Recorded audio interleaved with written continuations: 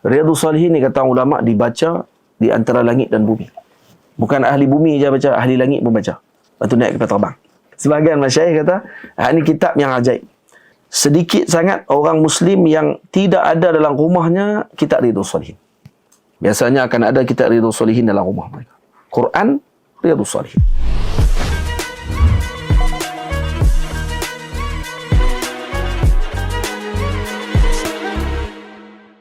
Al-Fatihah. A'udzu billahi minasy syaithanir rajim. Bismillahirrahmanirrahim. Alhamdulillahi rabbil alamin. Arrahmanir rahim. Maliki yaumiddin. Iyyaka na'budu wa iyyaka nasta'in. Ihdinas siratal mustaqim. Siratal ladzina an'amta 'alaihim ghairil maghdubi 'alaihim waladdallin. Amin. Bismillahirrahmanirrahim. Alhamdulillahi rabbil alamin.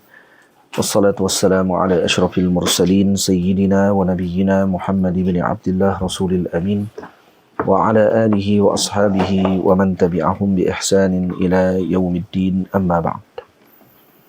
Alhamdulillah, kita panjatkan syukur kepada Allah Subhanahu wa taala dapat bersama dalam majlis yang kedua bagi bacaan Riyadhus Salihin min kalami Sayyidil Mursalin, karangan Al-Imam Muhyiddin Al-Hafiz Syekhul Islam, Syekhul Fuqaha wal Muhaddithin Abu Zakaria Yahya Ibn Sharaf An-Nawawi radhiyallahu ta'ala anhu.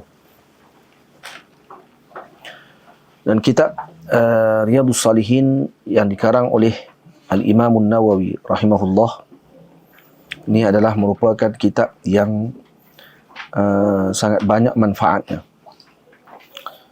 karena di dalamnya terkandung adab-adab dan akhlak yang sempurna yang disebutkan oleh junjungan besar Nabi kita Muhammad sallallahu alaihi wasallam. Dan tujuan penulis iaitu Al-Imam An-Nawawi rahimahullah mengarang kitab ini adalah untuk menjelaskan dengan dalil tentang perkara-perkara yang akan mendekatkan hamba tadi kepada Allah Subhanahu wa taala. Dan segala bab yang disusun oleh beliau di dalam kitab ini adalah seakan-akan taman-taman yang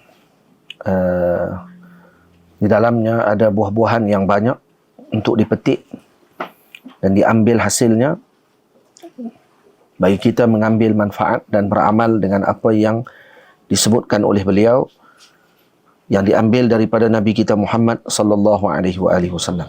Entah lagi kalau pokok atau buah-buahan tadi adalah petaninya baginda Rasul sallallahu alaihi wasallam yang disiapkan untuk umatnya baginda Nabi kita Muhammad sallallahu alaihi wasallam. Maka kitab ini menyusun dan terkandung di dalamnya pelbagai faedah yang nanti sama-sama kita akan lihat. Dan faedah paling besar adalah mendengar kalam Nabi kita Muhammad sallallahu alaihi wasallam. Jadi kita terus kepada muqaddimah muallif rahimahullahu taala wa radiya anhu. Bismillahirrahmanirrahim. Alhamdulillahil wahidil qahhari al-azizil ghaffari mukawwiril laili 'alan nahari tadhkiratan li ulil qulubi wal absari wa tabsiratan لذوي الألباب والاعتبار الذي أيقظ من قلقه من اصطفاه فزهدهم في هذه الدار وشغلهم بمراقبته وإدامة الأفكار وملازمة الاتعاظ والادكار ووفقهم للدأب في طاعته والتأهب لدار القرار والحذر مما يسقطه ويوجب دار البواري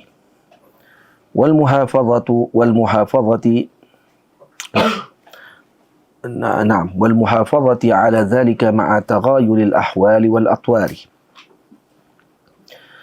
أحمده أبلغ حمد وأزكاه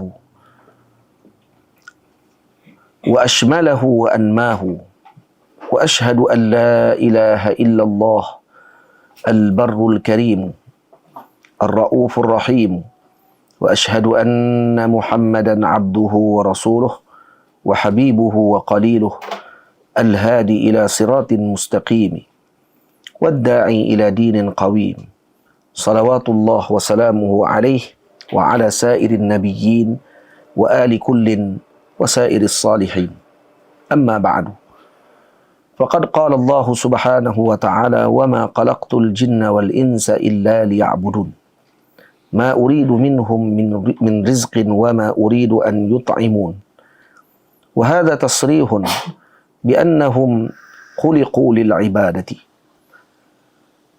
فحق عليهم الاعتناء بما خلقوا له والاعتراض عن حظوظ الدنيا بالزهادة فإنها دار نفاد لا محل إخلاد ومركب عبور لا منزل خبور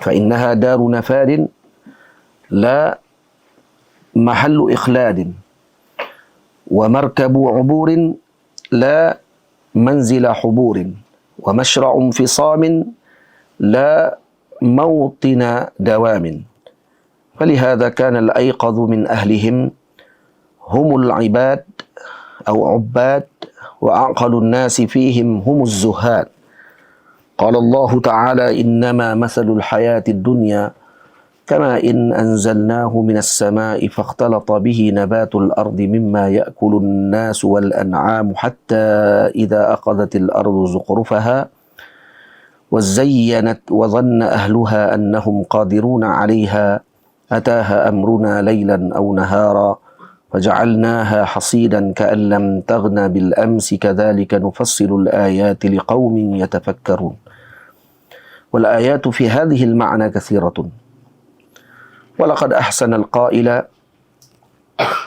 ولقد أحسن القائل إن لله عبادا فطنا طلقوا الدنيا وقافوا الفتنة نظروا فيها فلما علموا أنها ليست لحي وطنا جعلوها لجة واتخذوا صالح الأعمال فيها سفنا فإذا كان حالها ما وصفته وحالنا وما خلقنا له ما قدمته فحق على المكلف أن يذهب بنفسه مذهب الأخيار ويسلك مسلك أولي النهى والأبصار ويتأهب لما أشرت إليه ويهتم بما نبهت عليه وأصوب طريق له في ذلك وأرشد ما يسلكه من المسالك أصوب طريق التأدب بما صح عن نبينا سيد الأولين والآخرين وأكرم السابقين اللاحقين صلوات الله وسلامه عليه وعلى سائر النبيين وقد قال الله سبحانه وتعالى وتعاونوا على البر والتقوى وقد صح عن رسول الله صلى الله عليه وسلم أنه قال والله في عون العبد ما كان العبد في عون أخيه وأنه قال من دل على خير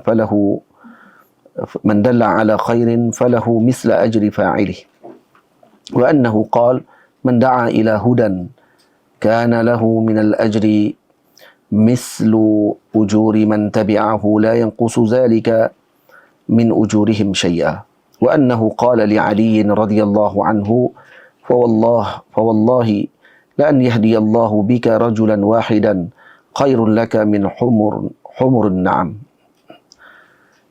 النعم فرأيت أن أجمع مختصرا من الأحاديث الصحيحة مشتملا على ما يكون طريقا لصاحبه إلى الآخرة ومحصلا لآدابه الباطنة والظاهرة جامعا للترغيب والترهيب وسائر أنواع آداب السالكين من أحاديث الزهد ورياضات النفوس وتهذيب الأخلاق وطهارات القلوب وعلاجها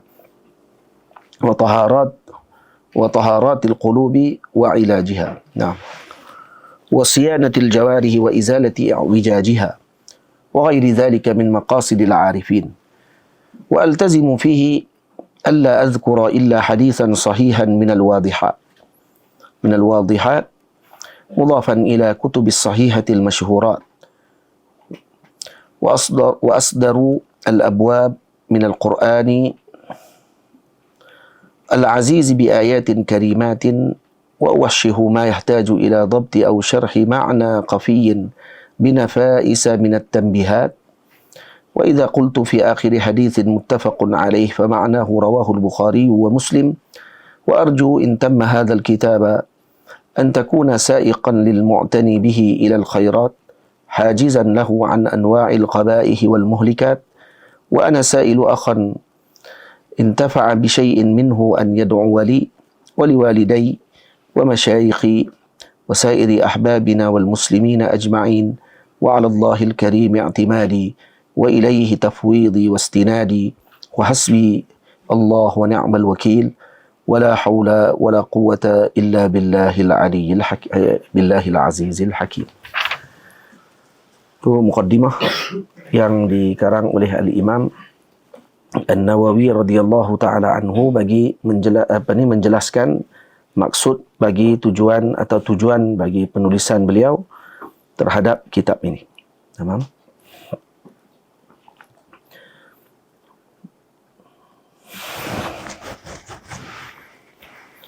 Alhamdulillahi al-wahidil qahari. Segala puji bagi Allah Subhanahu wa taala. Alhamdu al-wahidi, al-wahid ay dzatan, sifatan wa fi'la.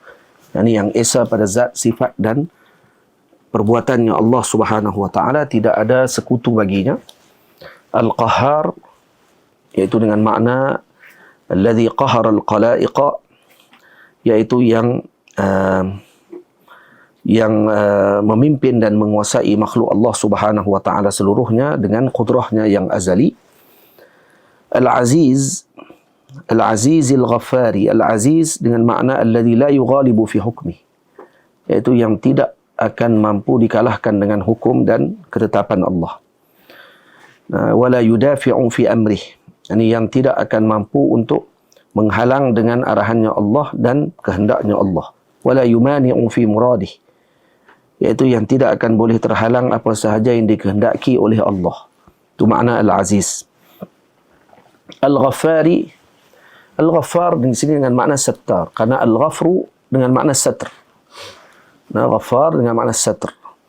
Satr zunub ini adalah maksud kepada pengharapan daripada Al-Imam An-Nawawi radhiyallahu anhu kepada Allah Subhanahu wa taala setelah sebelumnya disebutkan dengan maratibul khauf.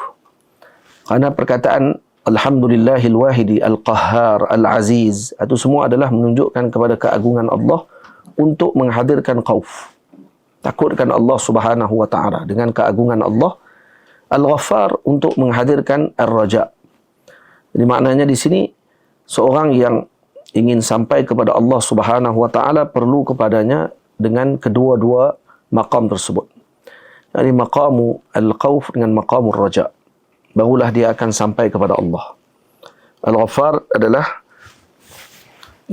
merupakan sattar liz-zunub, yani yang menutup dosa. Menutup di sini sama ada dengan makna mahwuz zunub, iaitu diampunkan dosa secara total, ataupun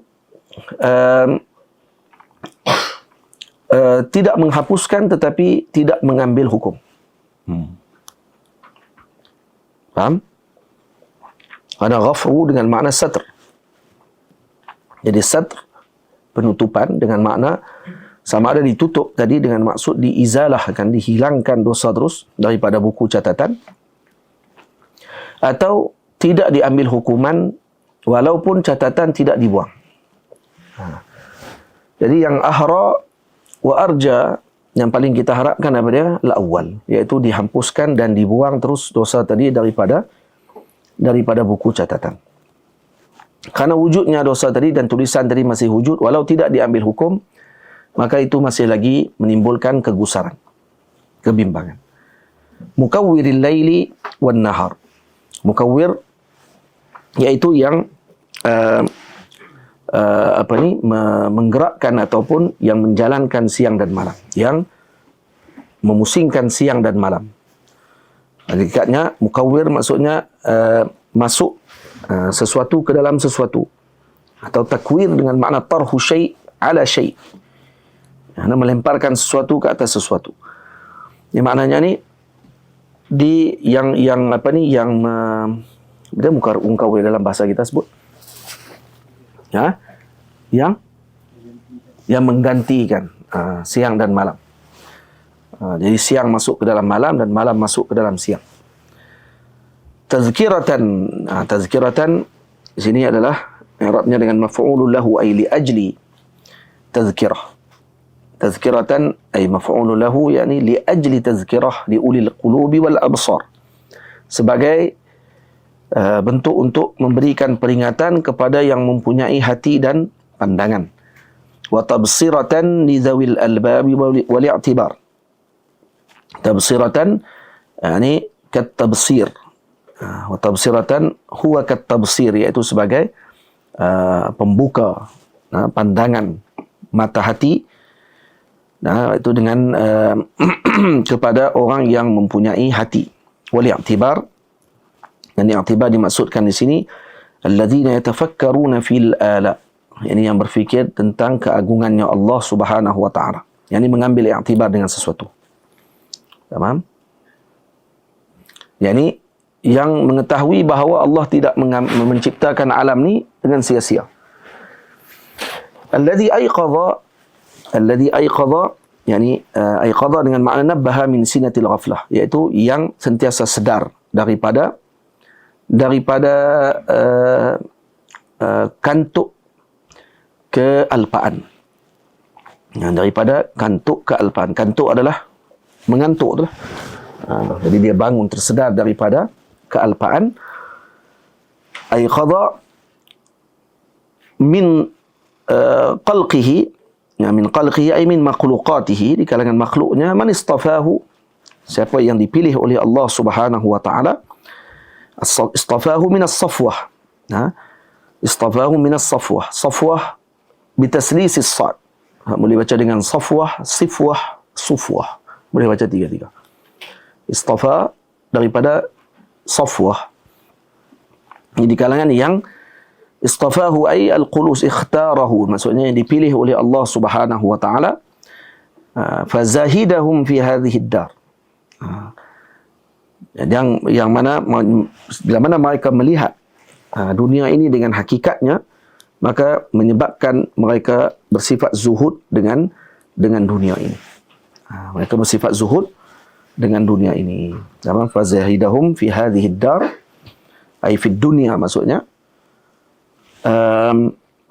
iaitu bila mana Allah Subhanahu wa taala menjelaskan ataupun menyedarkan mereka daripada kealpaan dan melihat hakikat dunia, maka mereka memerhatikan dunia ini kasarabin baqi'atin yahsabuhu adh-dham'anu ma'ah, seperti fata morgana sahaja. Seakan-akan wujud, tetapi hakikatnya ianya hanyalah sebagai sesuatu yang bukan hakiki, maksudnya yang merupakan tempat abadi yang mereka akan tinggal selama-lamanya. Sebab tu kata Al-Imam Al-Ghazali radhiyallahu anhu, kenapa ahli zuhad ataupun para ahli zuhud ini mereka zuhud ketika di alam dunia ini? Kerana mereka mengetahui hakikat dunia. Kalaulah mereka seorang yang telah melihat dunia tadi ataupun sesuatu makanan atau kek yang diadun dengan racun, kemudian disiapkan dengan pelbagai bentuk keindahan dan kecantikan, adakah seseorang tadi akan tetap memakan kek tersebut yang telah mengetahui hakikat kejadian tadi? Sudah tentu dia tidak akan makan. Macam itulah hakikatnya dunia kepada ahli zuhud, yang mana mereka tidak akan mencicipnya walau sedikit. Fazahidahum fi hadhihi ad-dar wa syaghalahum bi muraqabatihi wa idamatil afkar. Dan syaghalahum boleh baca dengan dua, sama ada syaghalahum atau syaghalahum, boleh baca dua-dua. Sama ada syaghalahum wa syaghalahum pun boleh juga. Sama ada ditakhfifkan ghin ataupun ditasydidkan ghin lil mubalaghah. Wa syaghalahum bi muraqabatihi wa idamatil afkar, yakni dengan mudawamati an-nazar, bahawa Allah Subhanahu wa taala nadhirun li a'malihim, itu muraqabatihi, yang mana fikiran mereka sibuk memikirkan bahawa Allah sentiasa memerhatikan mereka. Wa idamatil afkar, dan mudawamatil afkar. Ada sebahagian nusrah ditulis dengan mudawamah, ada sebahagian nusrah ditulis dengan idamatil afkar. Al-afkar iaitu sentiasa berfikir. Fikiran mereka ditumpukan kepada melihat masnu'atillah dan juga dalil-dalil yang menunjukkan kepada keagungan Allah Subhanahu wa taala. Firman Allah, "Inna fi khalqis samawati wal ardi wa ikhtilafil laili wan nahar la ayatin li ulil albab alladhina yadhkuruna Allah qiyaman wa qu'udan wa 'ala junubihim wa yatafakkaruna fi khalqis samawati wal ard." Jadi dalam hadis disebut tafakkaru fi ala'illah wa la tafakkaru fi dhatillah. Fikirlah kamu tentang ala'illah ay masnu'atillah, kejadian yang Allah Ta'ala jadikan, dan jangan kamu berfikir tentang zat Allah Subhanahu wa Ta'ala. Tamam? Lepas itu disebut dalam sebahagian riwayat lagi, kata Rasulullah, la ibadata kat tafakkur. Nah, tidak ada ibadah yang mengambil tempat seperti tafakkur. Tafakkur ni yang disebut dengan khulwah. Waktu ketika seorang tadi khulwah, maka dia akan menghadirkan tafakkur ini. Dan ini adalah salah satu daripada perkara yang luar biasa untuk menghadirkan kesedaran. Lepas itu disebut dalam riwayat Al-Imam Ibnu Abbas dan Abi Darda, fikratu sa'ah khairun min qiyamati laylah. Berfikir sejenak. Sa'ah tadi dengan makna sa'ah mutlaqah, bukan 1 jam. Fikrah sa'ah, fikratu sa'ah khairun min qiyami laylah. Lebih bangun daripada bangun sepanjang malam. Kemudian wa mulazamatil itti'adhi wal iddikar, dan mereka melazimi dengan itti'az. Itti'az di sini asalnya adalah dengan adanya ya, al-itti'az. Itti'az. Kemudian setelahnya ditukarkan ya tadi kepada ta fauqiyah dan idghamkan ta tadi ke dalam ta yang kedua.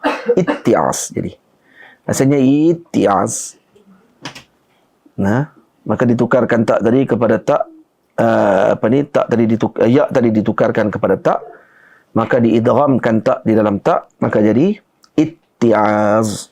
Itti'az dengan maksud setiap kali mereka ini kullama nazala bihim faqdu syai'in min malin aw insan. Jadi maksudnya ketika mana datang kepada mereka dengan ujian, hilangnya harta ataupun seumpamanya, itta'adhu bidzalik, maka mereka mengambil itu sebagai peringatan. Dan mereka melihat bahawa semua perkara itu adalah fana, melainkan Allah sahaja yang baqa. Itu. Waliddikar, mereka ini senantiasa melazimi dengan itti'adz waliddikar. Iddikar asalnya adalah al-iztikar. Iztikar. Kemudian ditukarkan zal tadi ataupun kepada zal tadi ditukarkan kepada dal,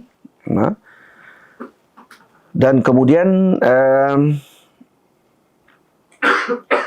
dimasukkan kali iztikar. Jadi fauqiyah wa ubdilatil fauqiyah lima fi talaffuz biha ba'da zalil mu'jamah min as-siqal.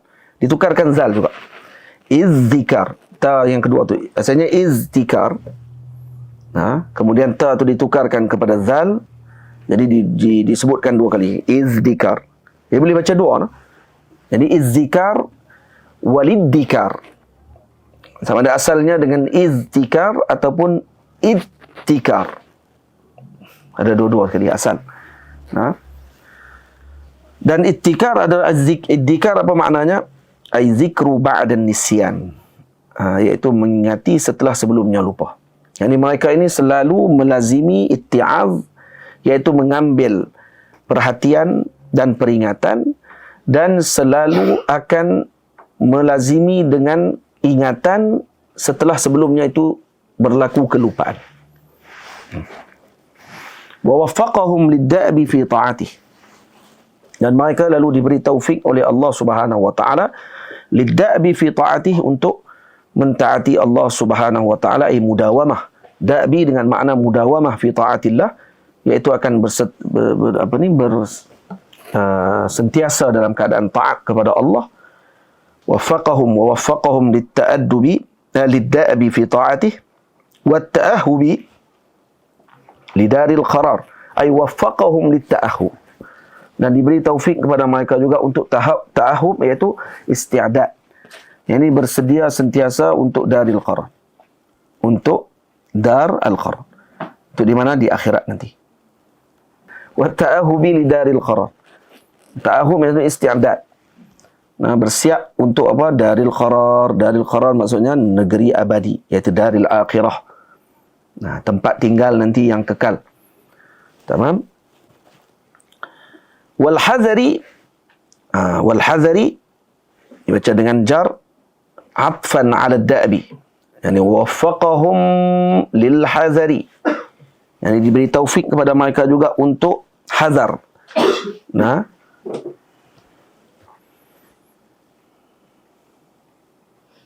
baik.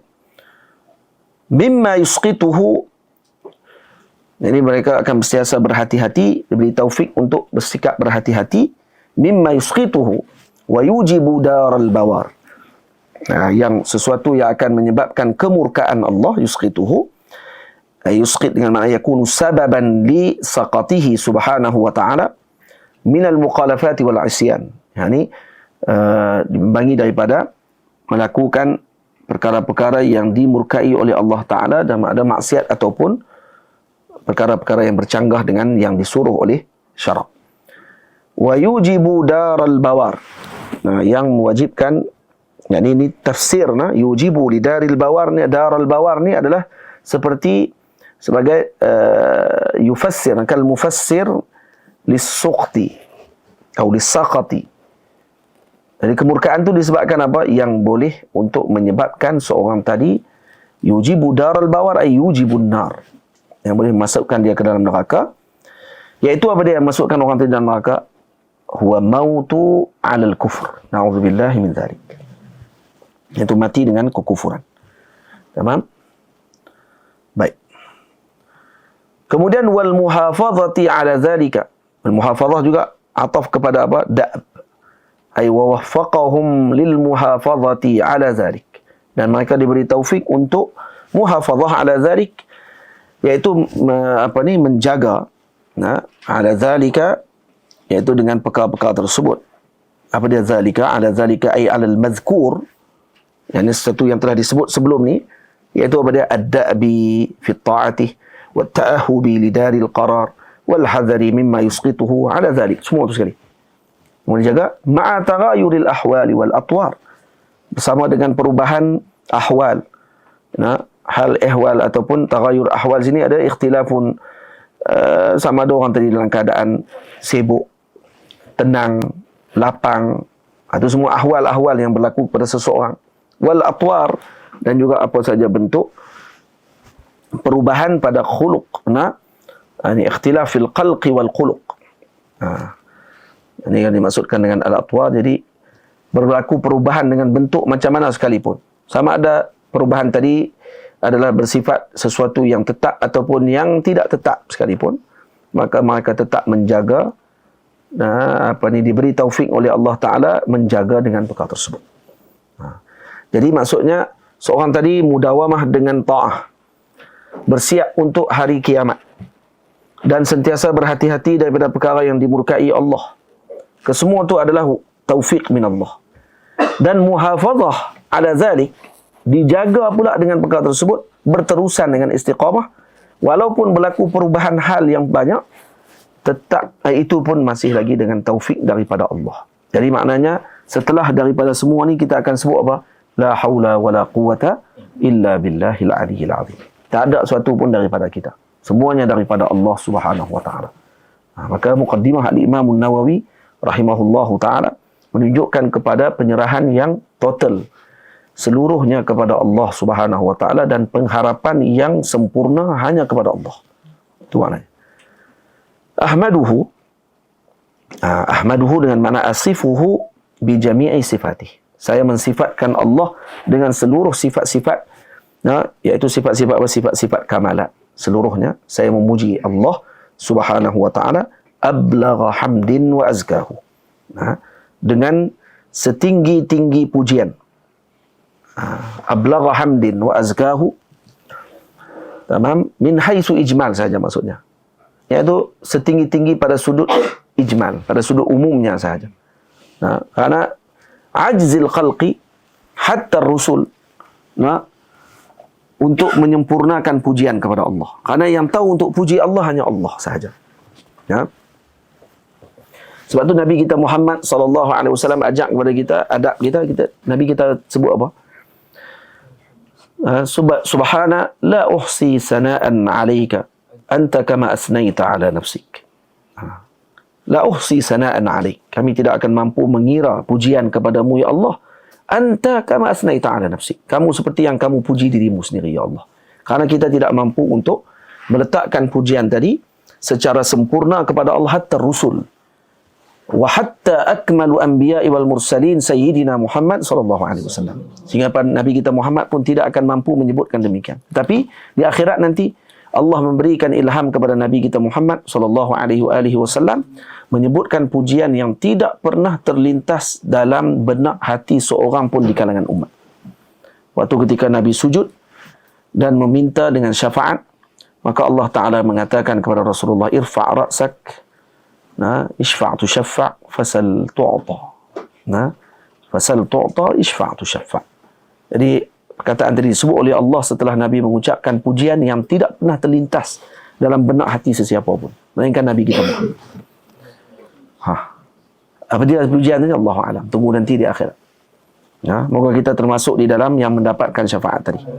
Amin ya rabbal alamin. Azkahu ablagha hamdin wa azkahu. Setinggi-tinggi pujian. Dan juga yang paling suci. Dan ada wa ashmalahu wa anmahu. Ashmalahu yani a'ammahu, yang paling sempurna umumnya, dan anmahu wa azkahu sama makna. Wa ashhadu azkahu dengan makna yang paling bersih. Tamam. Ashhadu an la ilaha illallah al-barrul karim. Aku bersaksi. Yang bersaksi di sini dengan makna ashhadu ay a'lamu wa ubayyinu. Saya mengetahui dan menjelaskan bahawa Allah, yang beriktikad bahawa tidak ada yang disembah melainkan Allah, ay la ma'budu bihaqqin illallah. Allahu, kalau kata dibaca dengan Allahu birrafa', dan boleh juga dibaca dengan nasab illallah. Boleh baca, ada pandangan yang dibaca dengan begitu. Tamam. Dan disebut lagi al-barrul karimu, al-bar bi fathin muwahadah, bil fathi al-muwahadah, bar. Al-bar bacakan dengan fathah, dan maksudnya apa dia?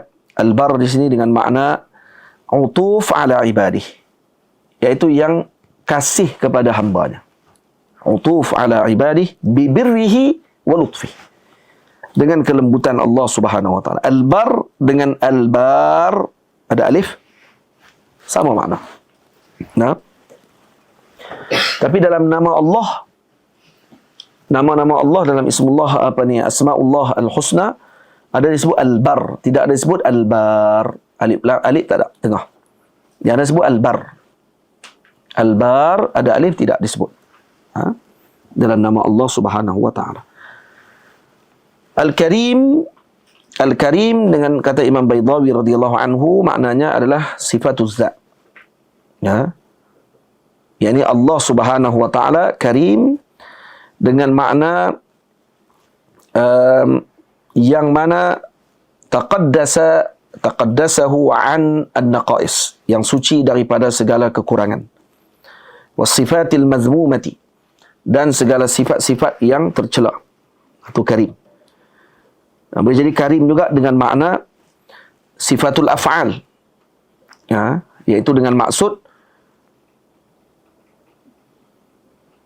dia pada man yun'imu qabla as-su'al, yani seseorang yang memberi tanpa diminta.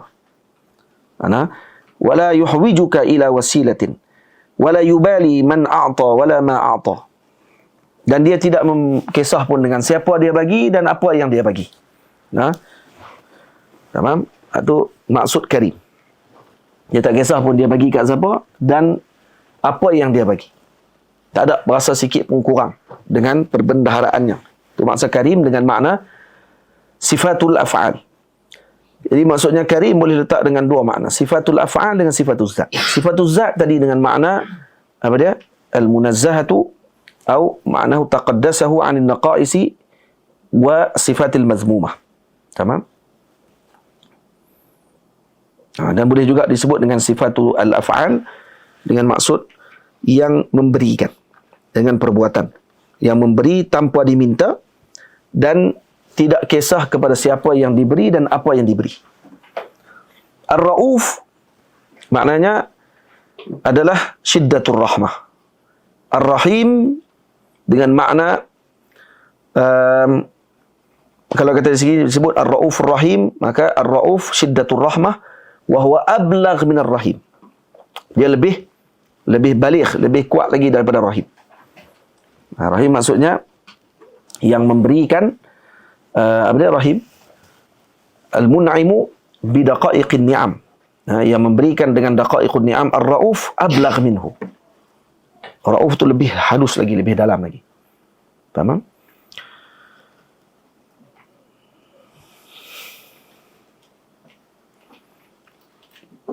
Wa ashhadu anna sayyidana Muhammadan abduhu wa rasuluhu wa ashhadu anna Muhammadan abduhu wa rasuluhu wa habibuhu wa qaliluhu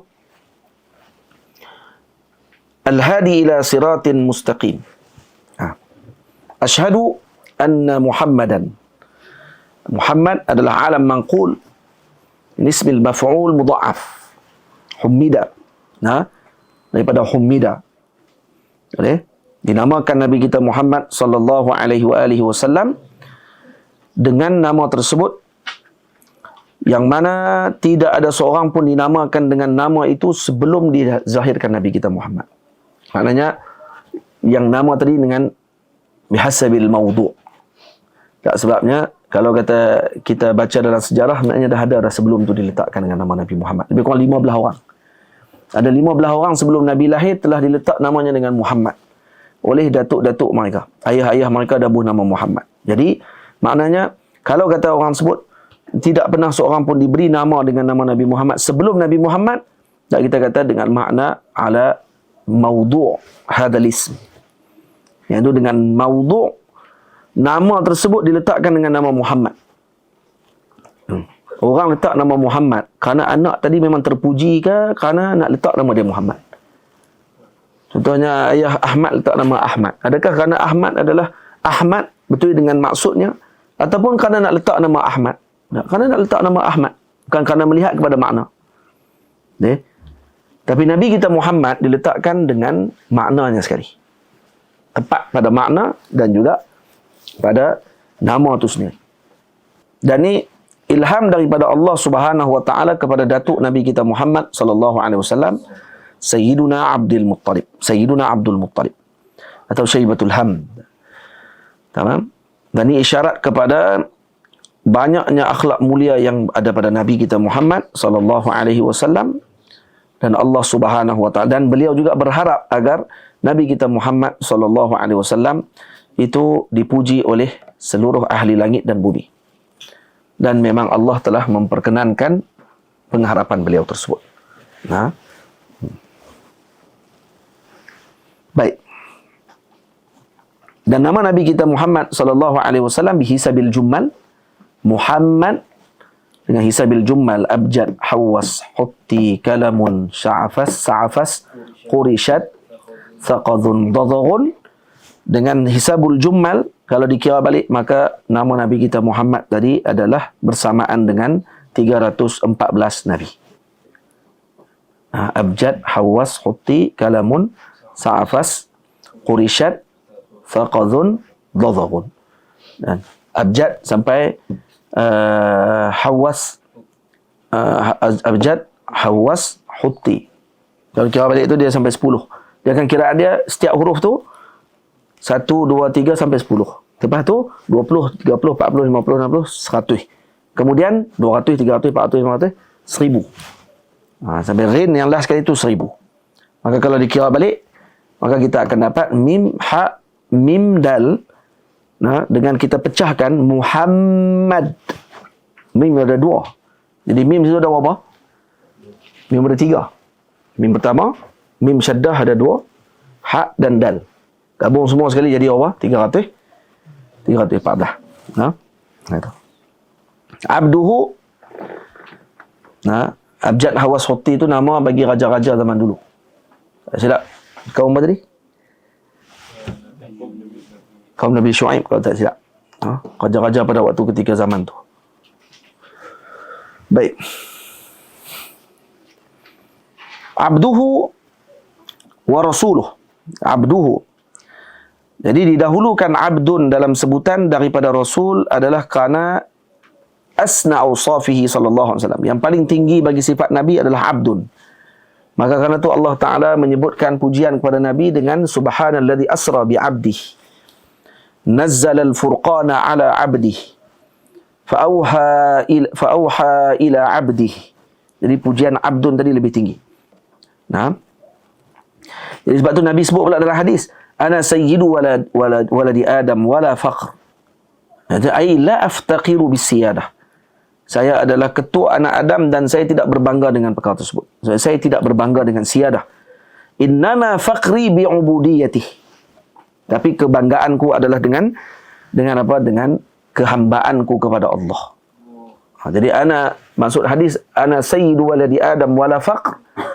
Maknanya kata Sayyidina Al-Imam Abu Abbas Al-Mursi rahimahullah, ay la aftaqiru bisiyadah walakin aftaqiru bil'ubudiyah.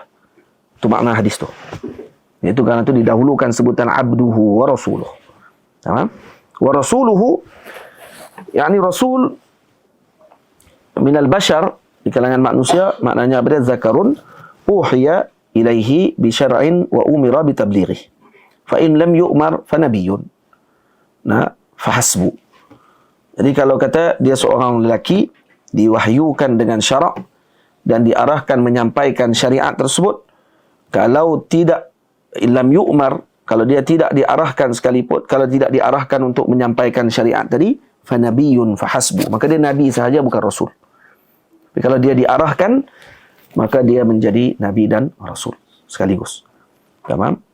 Dan nabi mesti lelaki. Dan nabi, di antara nabi dengan rasul mana lebih afdal? Ar-rasul afdal bil ijma'. An-nabi, kerana bila dia rasul maka lahu ziyadah, dia ada tambahan sekali dengan nabi, dia juga nabi. Tapi kalau nabi tidak semestinya rasul. Kecuali Al-Imam Ibn Abdul Salam. Al-Imam Izzuddin Ibn Abdul Salam Sultanul Ulama mengatakan an-nubuwah afdalu minar risalah. Kenapa? Karena melihat kepada ta'alluq. Karena ta'alluq dia, an-nubuwah ta'alluqnya dengan Rabbul Jalil. Manakala risalah ta'alluqnya dengan abd. Maka melihat kepada ta'alluq tadi, maka an-nubuwah afdal minar risalah. Karena an-nubuwah dengan Allah, ar-risalah dengan makhluk. Karena itu dia mengatakan bahawa Ibnu Abdul Salam mentarjihkan an-nubuwah afdalu minar risalah. Itu sebab dia. Wa habibuhu, anna Muhammadan abduhu wa rasuluhu wa habibuhu wa qaliluh al-hadi ila siratin mustaqim. Habibuhu wa qaliluh. Kenapa saya syarah juga ni? Mengambil hak Al-Imam Nawawi sebutkan hak dia untuk disebutkan ni. Dan dia tidak sebut saja. Kalau kita nak baca saja, kita buat samak lah. Buat samak, insya-Allah kita boleh baca kitab ni khatam dalam masa 4 kali pertemuan. Sehari 10 jam. Baca lambat. Jadi ni kita mengambil haknya, dan saya pun baca daripada syarahan para ulama, daripada Al-Imam Ibn Allan As-Siddiqi radhiyallahu ta'ala anhu wa ardah. Wa habibuhu wa qaliluh. Habibuhu yani habibuhul akbar. Nabi kita Muhammad menyebut dalam hadis, ala wa ana habibullah wala faqr. Dan karena mahabbatullah lil abdi mustafadatun min qawlihi ta'ala yuhibbuhum wa yuhibbunah. Dan yang paling mengenal manusia yang paling mengenal dengan Allah Subhanahu wa taala adalah Nabi kita Muhammad sallallahu alaihi wasallam. Jadi Nabi kalau disebut dengan para sahabat sebagai yuhibbuhum wa yuhibbunah, maka Nabi adalah yang paling mengenalkan mereka kepada Allah, dan yang paling kenal dengan Allah, maka Nabi adalah ahabbuhum ilallah. Jadi Nabi kita dikhususkan dengan nama Al-Habib. Tamam? Baik. Wa qaliluhu al-a'zam, dan Nabi adalah juga kekasihnya Allah Subhanahu wa taala. Seperti mana yang disebut oleh Nabi dalam hadis, "Lau kuntu muttaqidan qalilan ghaira rabbi lattaqadtu Aba Bakrin qalila." Kalaulah aku boleh mengambil kekasih selain daripada Tuhanku, maka aku akan mengambil Sayyidina Abu Bakar sebagai kekasihku. Tapi tidak boleh lagi. Karena dalam hati ini, dalam jantung kita ada satu saja jantung. Tamam? Apa dia? Wa ma ja'ala Allah min fi jawfin. Apa dia? Ayat dia? Apa dia? Na'am. Itu ayat dia, maksudnya Allah tidak jadikan dalam hati seorang tu dengan dua jantungnya.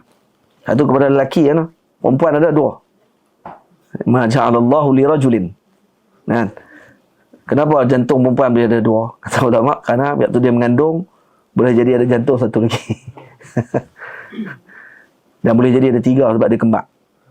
Seperti mak kepada Hasani Husaini, mak kepada Saifullah dengan Din, kan? Saifuddin. Saifuddin. Baik. Jadi qalil adalah daripada khallah maksudnya. Fa'il bermakna maf'ul.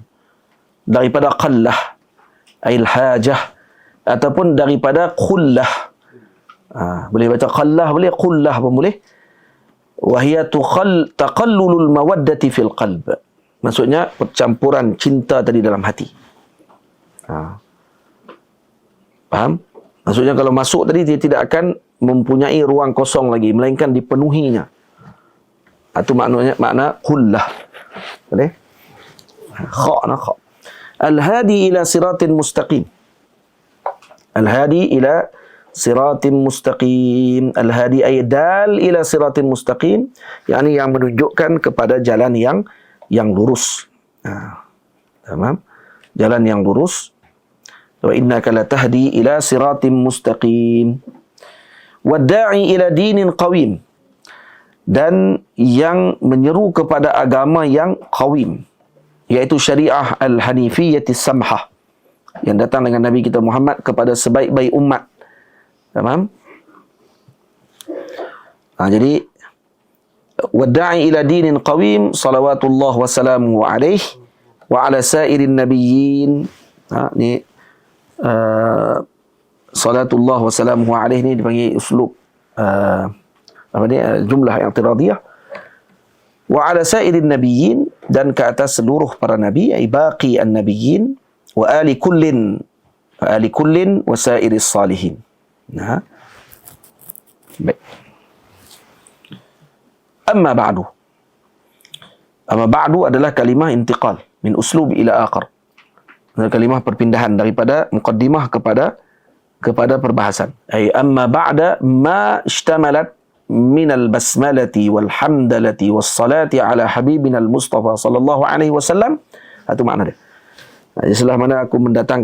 Setelah mana dengan pujian bismillah, alhamdulillah, selawat kepada Nabi dan doa dan semuanya, faqad qala Allah Ta'ala. Itu makna. Baik. Dan dalam hadis diriwayatkan bahawa Nabi mendatangkan dengan amma ba'du ni mengikuti Nabi kita Muhammad sallallahu alaihi wasallam. Walaupun Nabi datangkan dalam khutbah dan seumpamanya, dan sah daripada baginda Rasul, diriwayatkan daripada lebih kurang 32 orang sahabi yang mengucapkan amma ba'du. Yang meriwayatkan amma ba'du daripada Nabi sallallahu alaihi wasallam, bahawa Nabi akan sebut amma ba'd. Boleh? Dan juga khilaf pula ulama siapa yang mula sebut amma ba'du. Sebahagian mengatakan Sayyidina Daud alaihi salam, yang tu disebut faslul qita' alladhi utih, yang diberi oleh Allah sebagai anugerah kepada Sayyidina Daud. Kerana dia membezakan di antara muqaddimat dengan maqasid. Muqaddimah dengan tujuan. Dan ini kebanyakan daripada mufassirun mengatakan demikian. Fasir mengatakan bahawa yang menyebutkan amma ba'du yang pertama Nabi Daud alaihi salam. Atau disebut faslul qita'. Wakila, sebagian kaji pandangan kata Qus ibni Sa'idah. Qus ibni Sa'idah yang menyebutkan amma ba'du. Ingat lagi ba'du. Wakila Ka'b bin Lu'ay. Apa dia salah?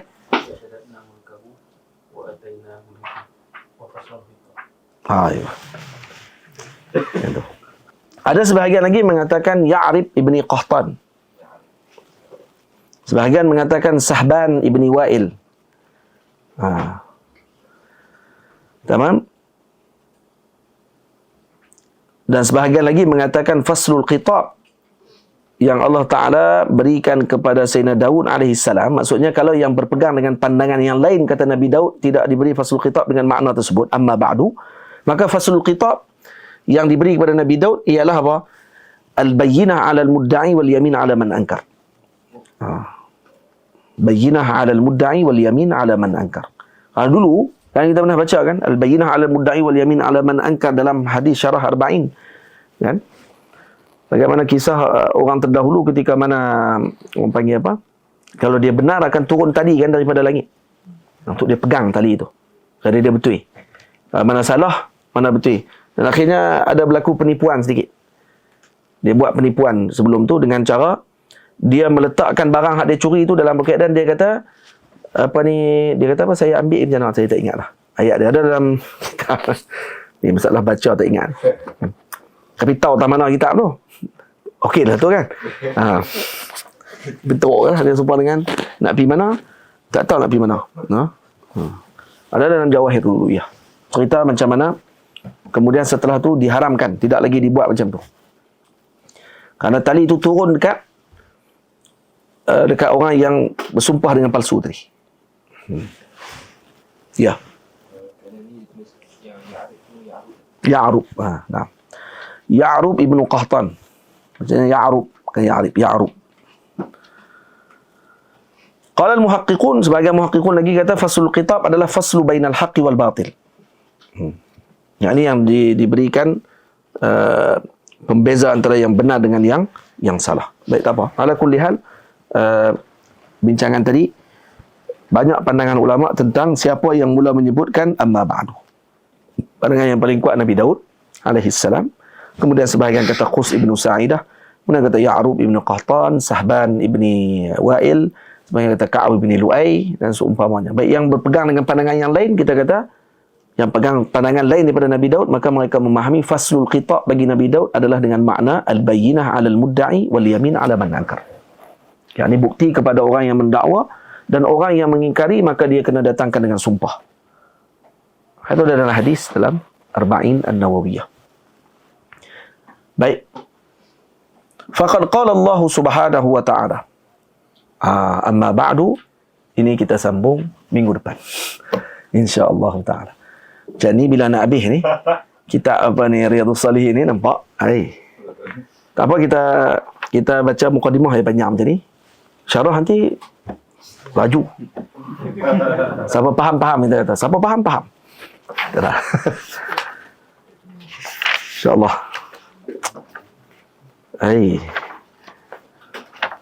Masa sedap pula Riyadhus Shalihin. Riyadhus Shalihin ni kata ulama dibaca di antara langit dan bumi. Bukan ahli bumi je baca, ahli langit pun baca. Lepas tu naik kapal terbang. Sebagian masyayikh kata, ini kitab yang ajaib.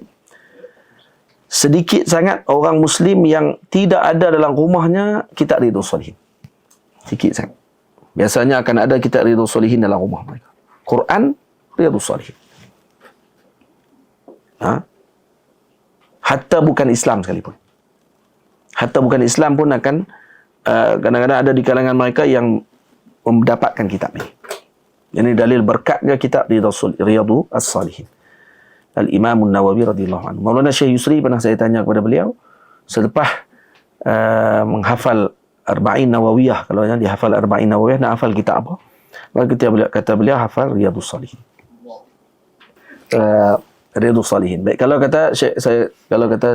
nak tidak mau terus berpada dengan Riyadhus Salihin, Arba'in, lepas Arba'in. Kalau ikutnya saya kata Arba'in Riyadhus Salihin, lepas Riyadhus Salihin terus Bukhari. Baru Bukhari. Kemudian masuk Kutubus Sittah. Mana ada di Saudi, mereka pernah buat daurah hafalan Kutubus Sittah. Iaitu kitab-kitab hadis-hadis yang berulang dalam Bukhari dan Muslim tidak lagi diulang. Yang mereka hafal hanya hafal matan je lah. Sanad tak hafal lah. Sebab kalau yang tibar hadis yang banyak dalam kitab dengan sanad yang pelbagai, maka dikira dua hadis. Contohnya kalau sanad tu ada dua hadis yang sama tapi dua sanad yang berbeza, maka dikira dua hadis. Faham tak? Kalau ada 5 sanad, maka dikira 5 hadis. Itu cara ulama dulu hafal macam tu. Cara ulama tu dia kata hafal 100,000 hadis. Boleh jadi ada hadis yang sama pada sanad dia, yang gabung-gabung jadi 100,000. Boleh faham? Tapi susah juga lah. Bukannya senang. Kita tak orang macam tu senang. Senang kepala apa? Try tengok lah. Nama orang tak tu nak apa. Dan kemudian bukan semua lafaz sama. Seakan-akan sama je kadang-kadang. Sebab tu yang muttafaq alaih, yang muttafaq antara ittifaq antara Imam Bukhari dengan Muslim, biasanya mereka tidak akan ulang lagi dalam Sahih Muslim. Maka hadis dia akan makin berkurang lah. Berkurang sampai kepada Sunan Tirmizi. Mana hadis yang ada dalam Bukhari dan Muslim, yang ada dalam Tirmizi tidak lagi diulang. Diambil hadis yang tak ada saja dalam Sahih Bukhari dan Muslim. Kemudian dihafal pula yang Tirmizi. Kemudian yang ada dalam Sunan Abi Daud pula, yang mana tak ada dalam Tirmizi baru dihafal. Kita dah berpada dengan sebelum tu. Nampak macam senang kan? Nampak cara senang tu. Macam tu senang lah. Hafal Arba'in lu. Hafal Arba'in lu tengok senang ke tak? Baru kita tahu. Dan man hafizal hadis qawiyat hujjatuh. Apa yang hafal hadis maka akan kuat hujahnya. Faham? Hafal hadis kuat hujah. Dan ni dilakukan a'immah dahulu. Santri di Zawiyah ni atas himmah masing-masing lah. Dia tidak wajibkan. Kecuali santri kecil nanti kita tengok balik macam mana. Dia pun banyak nak hafal Quran lagi. Quran dululah maksudnya. Quran dulu baru di bawah hadis. Saya tanya dekat Syekh Allahumma salli ala Sayyidina Muhammad, Syekh Sa'ad Jawish. Naik kereta dengan Syekh Sa'ad Jawish. Kata Maulana, kalau nak hafal hadis nak mula kitab apa? Saya kata mula Quran dulu. Jam tu. Tu tak tanya. Naik kereta dengan Syekh. Saya jumpa Syekh dekat belakang Masjid Azhar, dekat belakang Azhar. Tu bawa habis periksa. Tengah-tengah beli kitab, Syekh mai. Salam dengan Syekh, Syekh kata nak balik mana? Saya kata nak balik ke Hayu Sabiq. Kata tahan mai. Anak dia mai, anak dia Ahmad nama. Bukan Syekh Ahmad ni, anak seorang lagi. Tak nikah dengan orang Melayu. Maka naik kereta dengan Syekh sampai dekat Dui'ah. Kan? Dekat makam Syekh Mustafa Sabri tu. Ingat kita tanya kat situ. Ni kau punya kuat ingatan tu. Ingat tak mana tanya. Sebab tentu yang padu tu. Tanya kat Syekh nak apa kalau nak apa hadis. Syekh muhaddis. Nak apa hadis mana dulu Syekh? Arba'in ke apa dia kitab apa? Hafal Quran je. Hafal Quran tu. Jazakumullah. Barakallahu fikum. Hafal Quran lah masya-Allah. Tu kata jazakumullah khairan. Itu kalam paling padu sekali. Yang menusuk dalam jiwa. Jadi beruntung orang yang dah hafal Quran. Hafal Quran ni kuat betul-betul hafalan dia. Dan saya minta kalau duduk di Zawiyah ni sentiasa mengulang Quran. Jangan tinggal Quran. Ni ada hafal Quran ni haram lupakan Quran. Ni tak boleh. Jadi kena ada masa untuk dia mengulang Quran. Tak kira lah kalau dah masa penuh sehari dengan pengajian kita. Dia kena ambil juga sebelum tidur untuk dia hafal mengulang Quran balik. Wajib. Walau satu hari satu muka. Kena mengulang. Faham? Walau satu hari satu muka. Dan kalau ada kawan yang juga hafal Quran dengan kita, ulang hafalan tadi. Dan aib kalau kata duduk di pondok dan kemudian tidak mengulang Quran dia. Dan dia jadikan alasan sebab duduk di Zawiyah, lepas tu lupa Quran. Lagi aib.